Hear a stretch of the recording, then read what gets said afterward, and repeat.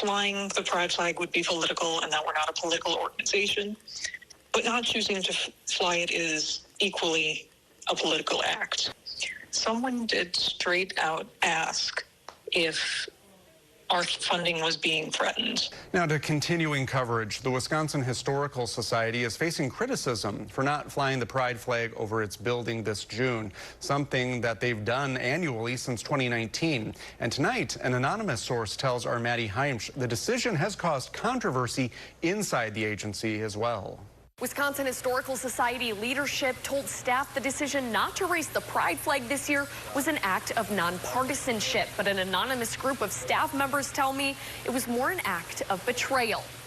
May 8th, all Wisconsin Historical Society staff received an invitation to the annual raising of the pride flag at headquarters. A Wisconsin Historical Society employee who asked to stay anonymous to protect their job tells me the email invite they received was nothing out of the ordinary. This is something that's happened since 2019. Usually it's not a particularly big or long affair. But just 2 weeks later, CEO and director Christian Overland announced to staff that the event was canceled and the pride flag would not fly.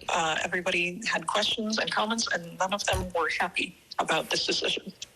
Someone did straight out ask if our funding was being threatened. They say Overland told them that wasn't the case. But the announcement came just after Republicans planned to slash the governor's budget, which included money for the society's new History Center. The History Center is consuming a lot of time, energy, and money.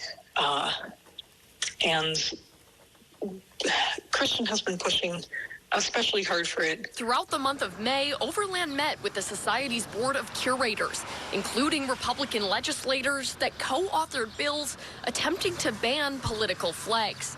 And for the first time presented Legislator of the Year awards, many of them going to Republicans on the Joint Committee of Finance, leading staff to believe there could be more behind the decision. Leadership has framed the decision as political, and that flying the pride flag would be political and that we're not a political organization.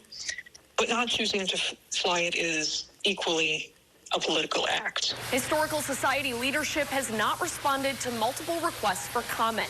Reporting in Madison, I'm Maddie Heimsch, Fox 47 News. In a statement provided yesterday, the Historical Society said its support of LGBTQ+ Wisconsinites can be seen in its events, exhibitions, collections, books, and partnerships.